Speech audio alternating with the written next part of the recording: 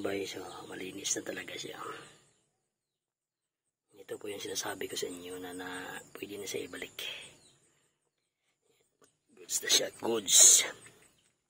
Dito din para maganda na tignan mga bay yung loob.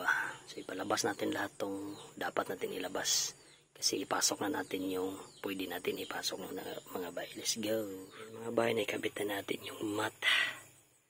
So, malinis na siya. Yan. Malinis na. So yung mating na lang ang kulang nito. Bibilan natin to ng mating. Para hindi to madumihan palagi. So, kabit na natin. So dito natin ilagay yung ating gauge. Para madali lang natin makita mga bay. So yan, napinturahan na lahat. All goods na. So ibabalik na natin lahat mga bay. Siguro yung mahuli nito is itong ano pa.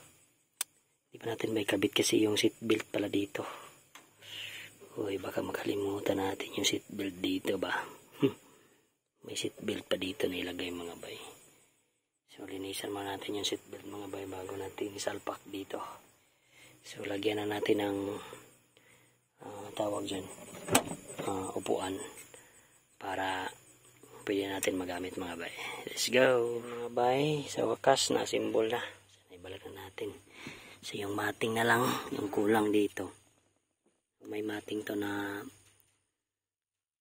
padala mga bay. Yung ano lang, yung ganito rin na klase na mating. So, ayan. So, malapit na matapos dyan sa harap. So, all goods na. Yung upuan natin, okay na. Maganda na siya upuan. Hindi na siya pangit upuan. Tapos dito, na-plaster na natin yung cover. So, all goods pa. So, ayan. So, yung electric fan, lagay natin yan maayos. Tapos yung cover dito ilabalik na natin. So ang walang cover ito lang. Kasi orderan pa natin yan pag magka pera tayo. Yung upuan na mag-slide. So naayos ko na. Hindi na siya mag-slide. So nakasit na siya sa ganyan. Tapos temperature gauge lang doon. So siguro dito ko yun ilalagay yung temperature gauge sa ilalim. Para hindi siya makadistract dyan sa harap. Para malinis tignan dyan sa dashboard ba. Doon. Ay, kunin muna natin ito. Yan. Ito lang. Siya lang makalagay dito. Or dito. Baka dito talaga. Kasi hindi aabot yung wire. Hindi kasi mahaba. Tapos yan, dito natin yung nilagay para hindi tayo ma-distract ba. Dito natin yan ilagay sa ibaba. So yan, babalikan ko yung mga bay pag madikit na natin dyan. Saka pandarin na natin to para malaman natin to na okay ba to. Tapos dito dikitan natin to. Dito natin yan dikitan. Yan. Tamang-tama talaga siya dito. So, hindi siya maabot kasi pag aabot siya ng handbrake, so gumaganon lang siya. So, lagyan natin ito ng pandikit.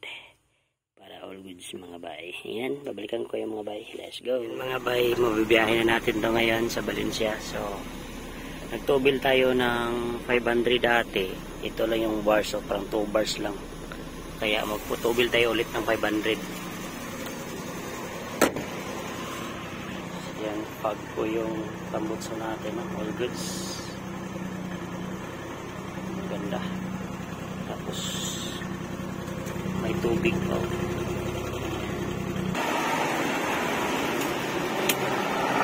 9 liters yung 500. Tapos umakyat siya ng 2, 4, 6 bars. May natirang 4 na bars. Ayan, 4 na bars. 2, 4, 6. So ngayon lang siya nakapagtubil ng marami mga bike. So nakatubil natin lahat is 1,000. Hindi natin ginamit yung aircon kasi maganda yung natin, fan. Yung gulong pa natin parang Okay pa man siguro to, kulang hangin. Yan, so nadamihan ka na ng tubil ha. So punta na tayo ng Valenzuela Island natin kung ilang weeks natin to gagamitin. Pizza ngayon is 12, 9, 12. So malaman natin kung ilang weeks natin magagamit tong 1,000 na tubil. So nasa 10 liters to na lagay natin dito kay Cherry mga bay. So i-update ko kayo. So temperature all goods, maganda yung battery. Tapos hindi pa tayo nagamit ng aircon mga bay. Malaman natin kung magpa-fog ba din kung kahit hindi tayo mag-aircon mga bay. Maginaw kasi yung ano nito, yung hangin nito mga bay. Ayan, let's go mga bay. Update sa ating temperature. Ayan, all good, 78, 79 lang. Tapos yung tubil natin hindi pa naman nakuha. So, okay.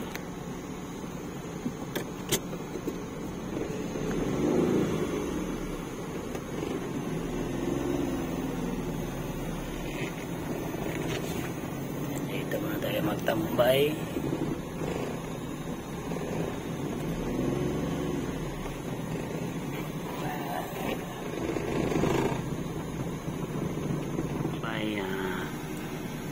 Karating na tayo sa bahay. So yung inabot natin na temperature niya pag maka-aircon is 83, yung pinakamataas mga bay. So yung delikado is nasa 90. So yan po. So pag dyan pa sa 90, all goods pa yan. Pero dapat hindi siya abot sa 90 mga bay. So in-aircon ko siya. Tapos alala ito para mas malakas yung buga niya ba. Tignan nyo, nag-fog dito yung sa aircon. So malamig talaga yung aircon dito mga bay. So yung tubil natin, update.